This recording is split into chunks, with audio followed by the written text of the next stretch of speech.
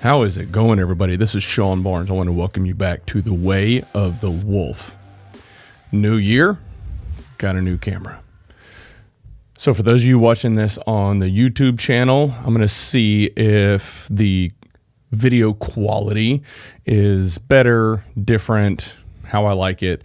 I don't know. We'll see. So I'm going to flip back and forth here for just a moment. Camera one, camera two, camera one, camera two. Okay. Now that I got that out of the way, I'm going to do a little bit of a different format for the show today. I come across a lot of content online that resonates with me, and I decided to kind of put my own spin on it and make my own shows, but I'm going to do it a little bit differently this time around.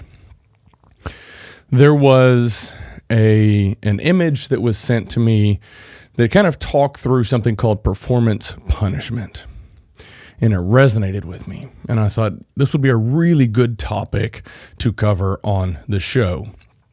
So what I'm going to do is actually read through some of the statements, and I'm going to share my thoughts on all of those statements. Okay, first statement: being good at your job often attracts more work.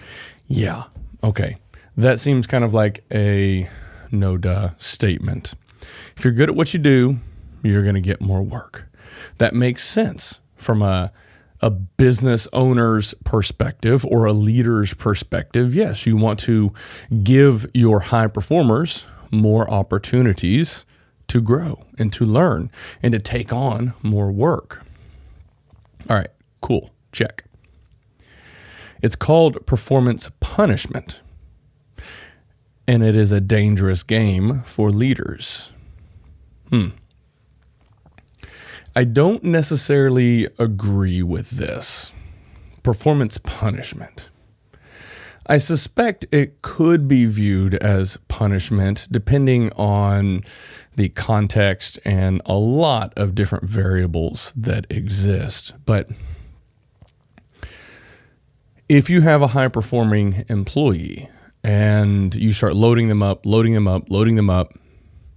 they end up working more hours, 50, 60, 70, 80 hours in a week. And you just keep giving them more. And then you start to notice their performance declining. That's not because they're no longer a high performer. They are more likely getting overwhelmed. Now, this is where you might start to see things diverge a little bit in terms of developed versus undeveloped leaders. A developed leader will recognize that. They will see that there is something off and that this high performer is starting to struggle a little bit. Undeveloped leaders will start to question, well, what's wrong with Sean? Why isn't he getting his job done? What's happening to him? Maybe I need to write him up. Maybe I need to put him on a performance improvement plan. No. That starts to delve into that performance punishment realm. Okay. Overworking your high performers to avoid growing your underperformers is a fast track to disaster. I can't agree with that. Whenever I think about teams and employees and the population, I like to kind of carve it up into three primary groups. You have your underperformers, you have your middle tier in terms of their performance and output, and then you have your high performers. Now we see situations like what is being described here where the high performers get a ton of work. What ends up happening is that breeds resentment when the middle tier and bottom tier are just coasting. They're coming in, doing their 8 to 5, not going above and beyond, not helping. The high performers see that and they start getting frustrated. They don't care for it all that much, and rightfully so. Nobody wants to be dragging along those non-performers and giving them a free ride. Oh, okay. Next statement. It breeds resentment. Good people will leave and poor performers will not learn. Yeah. On a long enough timeline, your high performers are going to start to depart the organization.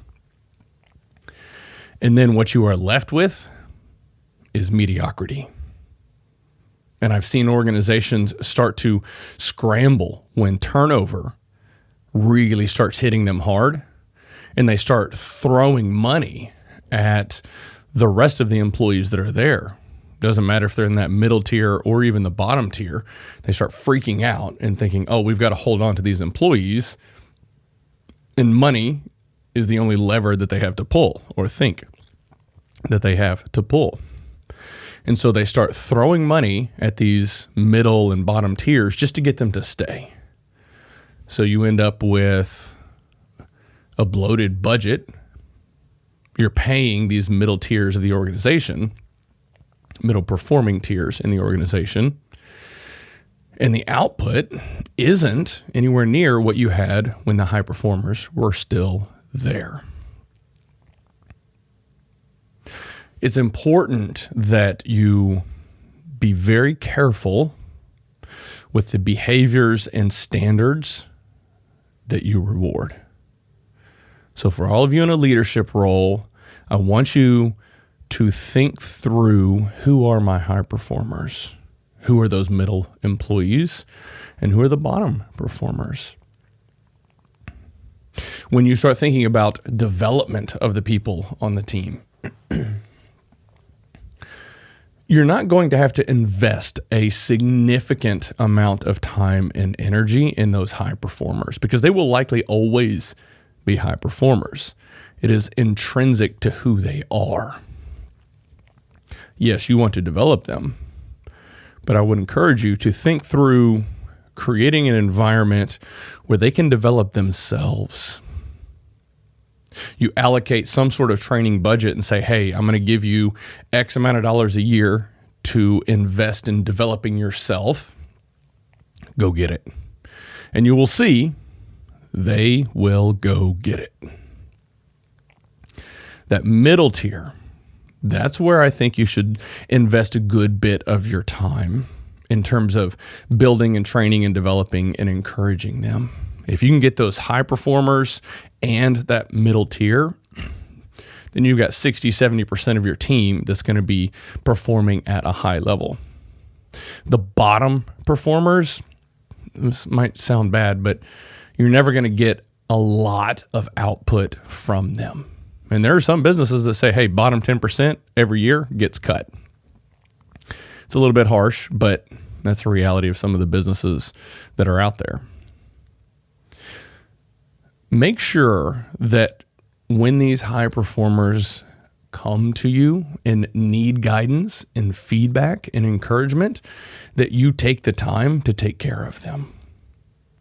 And when I say take care of them, there's all sorts of ways you can do that.